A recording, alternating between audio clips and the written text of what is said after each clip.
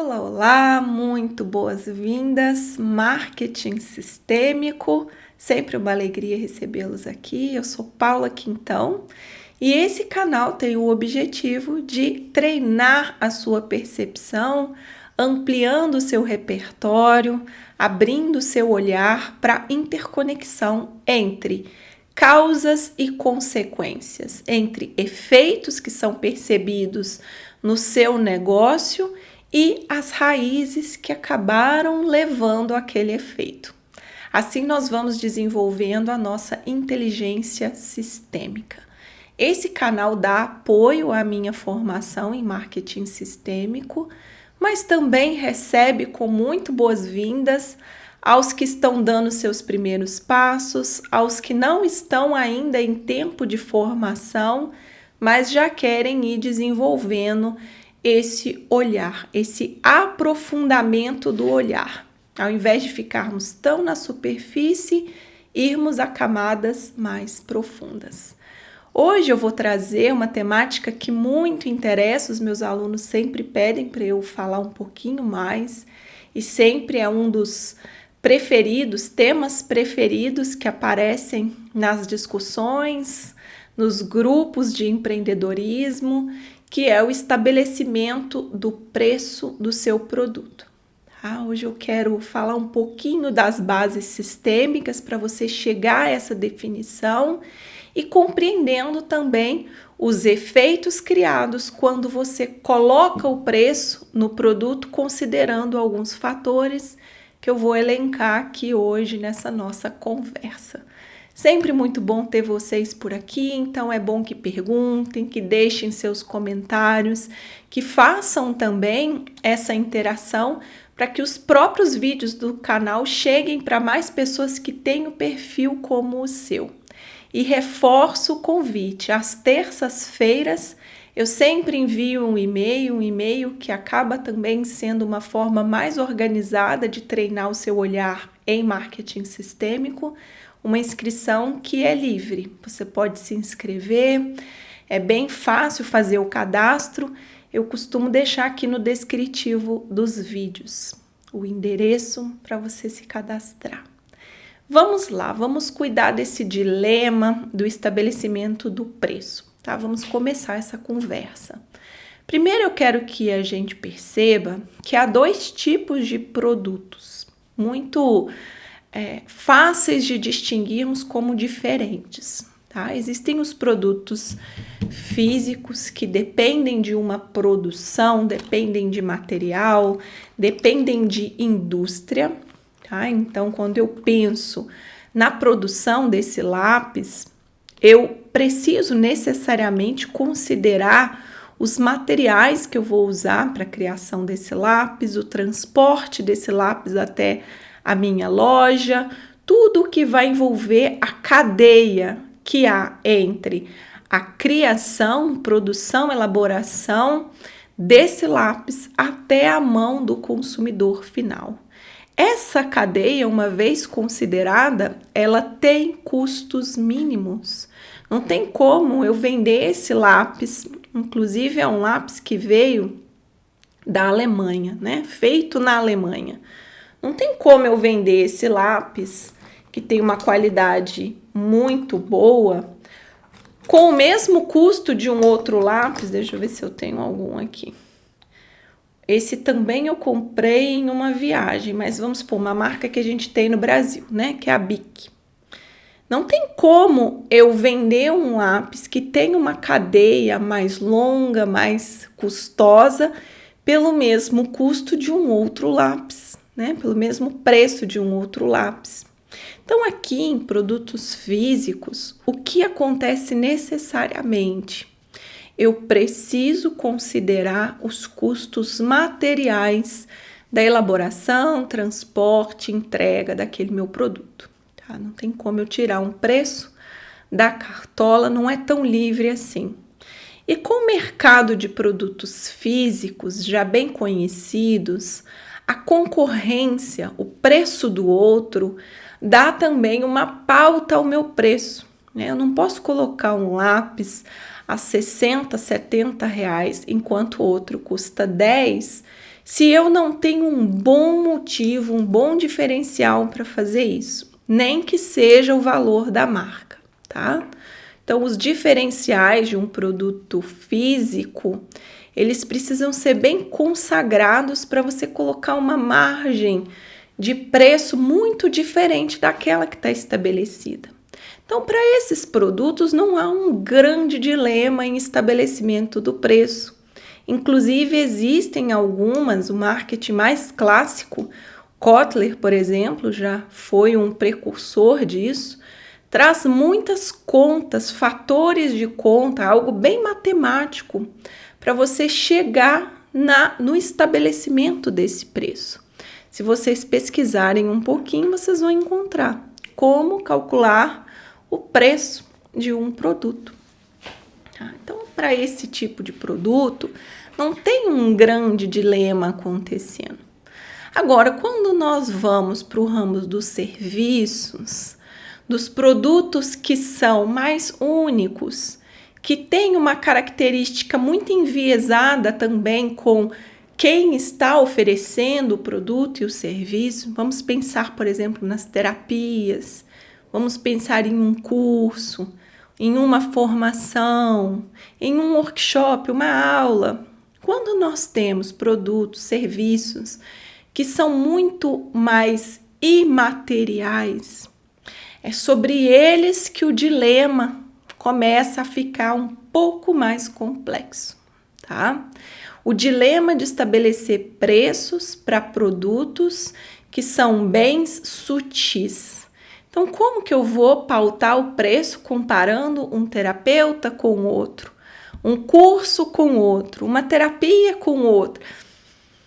Muito complicado assim, não é a mesma base matemática de criação de preço de um produto físico, até porque a forma de calcular o caminho para que aquela entrega aconteça, ela é muito mais difícil de ser mapeada.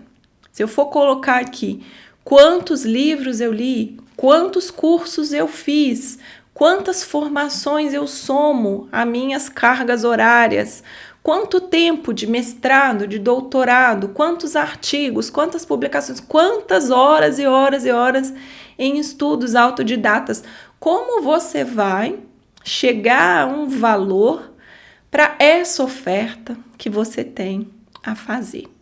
Não é uma soma como uma ciência exata que vai chegar a um estabelecimento de preço, como a gente faz, por exemplo, quando a gente tem aqui um lápis.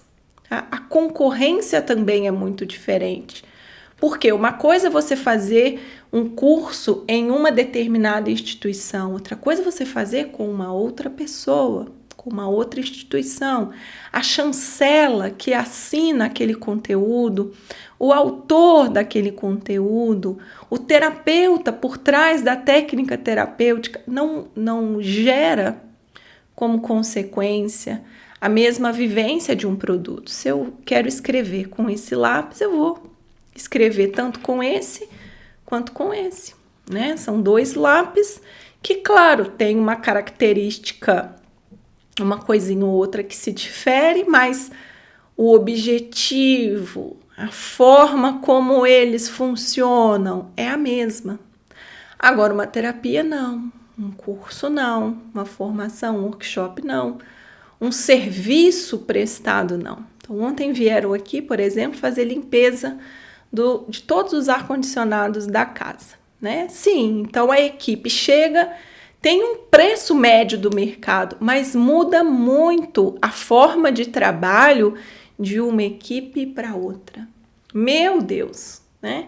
A organização, a pontualidade, o cuidado com os equipamentos, o respeito que aquele prestador de serviço tem pela sua casa, tudo isso vai contar pontos a favor daquele serviço, elevando o valor que ele tem.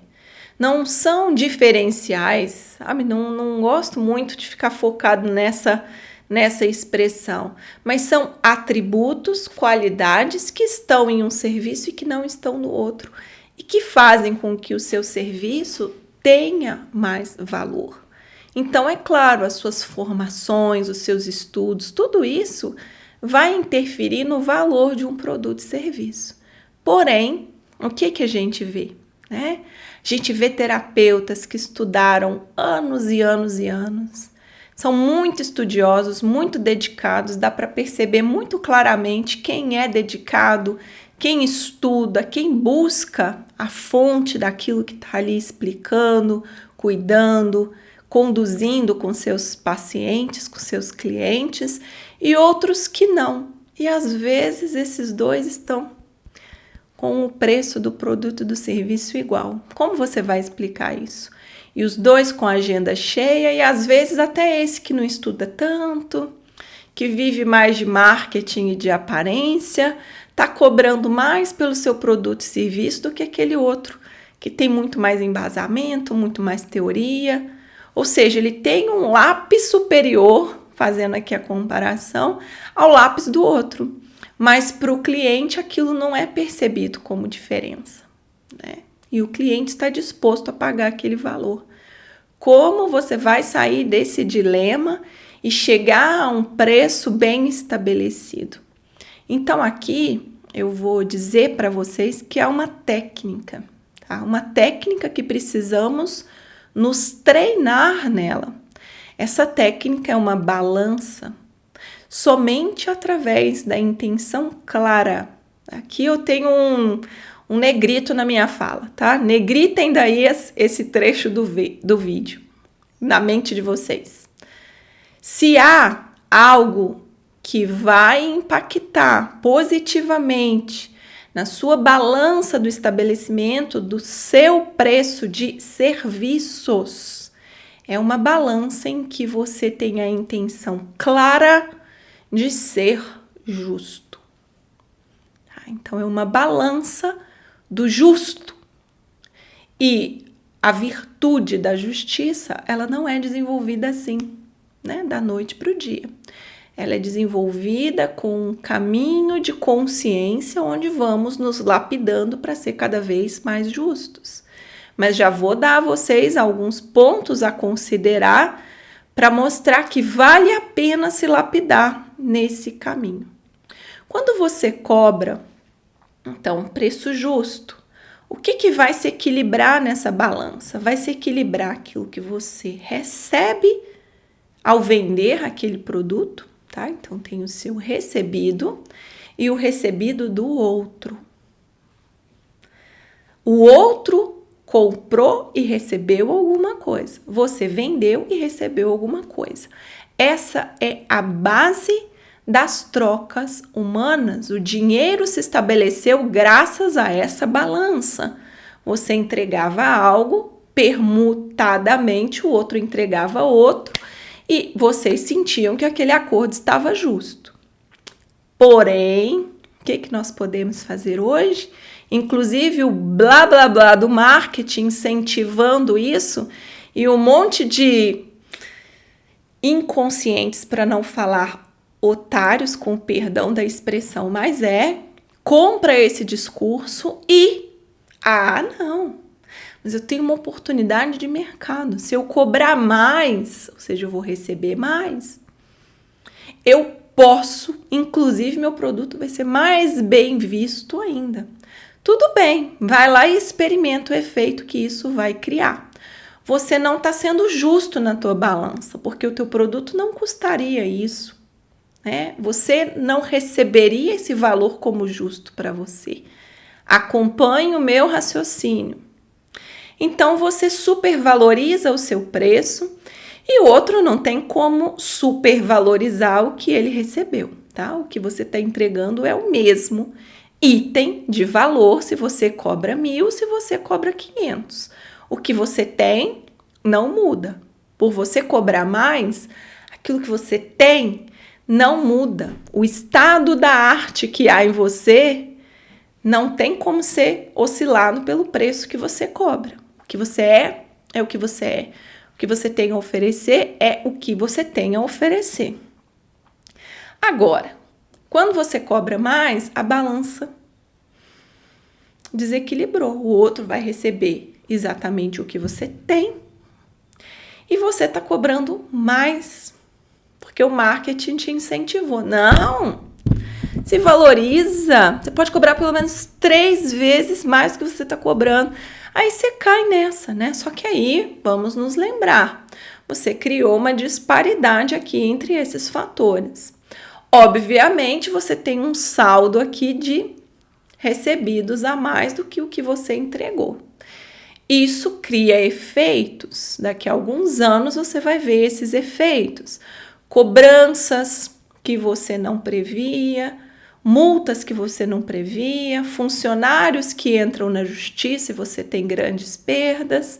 De repente, o seu próprio corpo físico não consegue sustentar toda essa energia a mais, porque o dinheiro é uma energia, que você está recebendo indevidamente. Então, bom, isso aí a gente precisaria de uma análise muito mais profunda, não é? Mas de uma maneira bem breve, eu quero dizer a vocês que não passa despercebido a grande balança do equilíbrio que a vida é, tá? A vida, ela age dentro dessa balança, que você cobre mais do que você deveria. Então, cobrar mais não traz um bom efeito. Da mesma maneira, cobrar menos, ai, coitadinho dos meus clientes, pobrezinhos, não conseguem pagar. Eu preciso ajudar meus clientes. Ajudar a colocar um preço melhor, não aumentar o meu preço. Vocês acham que esse cliente vai se fidelizar ao seu produto? Não. Tá? Se você cobra menos do que deveria, também a balança fica desequilibrada e a tendência é que esses clientes aqui sumam, eles não aparecem mais, inclusive eles ficam com raiva de você. É o que a Cabala chama de o pão da vergonha. Você dá tanto a mais, o outro recebe a mais tão desmerecidamente que ele em algum momento, por dignidade própria, se chateia com você. Claro, você, coitadinho do meu cliente, como que ele vai pagar? Então eu vou cobrar menos do que eu deveria cobrar para ajudá-lo. Você está diminuindo a capacidade que esse cliente tem em si de se organizar para pagar o que é justo. Então, o único modo de estabelecer um preço de um produto e serviço que tenha qualidades sutis, que não são, quero dizer, sutis, não são tão concretas quanto a produção, a comercialização de bens táteis, concretos, que exigem uma linha de produção, que exigem uma concorrência, que eu possa comparar com mais... É mais fácil comparar 2 lápis do que comparar 2 cursos. Até mesmo 2 livros do mesmo tema é mais difícil comparar, né? Quem vale mais? Bom, o único caminho para criar uma harmonia no estabelecimento do preço é você conseguir desenvolver a sua capacidade de fazer essa balança. Então, você precisa ir testando, tá? Será que custaria quanto essa minha aula? Será que 200 é justo pelo que eu vou oferecer e pelo que o outro vai receber? Será que 300? Não, tá muito. Será que 100? Você vai checando. O que parecer mais justo, não tem medo aqui, não tem ai coitado do outro, ai deixa eu me supervalorizar, deixa eu aproveitar essa oportunidade fantástica do mercado. Nem o preço do concorrente tem, porque você não sabe. Você não sabe o quanto o outro estudou a mais que você não sabe o quanto de prático o outro tem a mais que você não sabe se o outro está tirando esse preço da cartola, você tem que cuidar do seu preço. Tá? Quanto eu vou cobrar que seja o mais justo possível? E nós precisamos sempre checar. Checar se esse preço está correto. Vez ou outra, você precisa voltar a esse produto e serviço e conferir. Tá justo? Tem algo a ser feito? Tem algo a ser considerado? E vamos treinando. Sim, meus queridos, minhas queridas. Espero que daí vocês treinem seus olhares, criando em vocês mesmos a possibilidade de desenvolver essa balança do equilíbrio cada vez mais. é a virtude da justiça, vale a pena nos desenvolvermos nela. Um grande abraço, cuidem-se e até!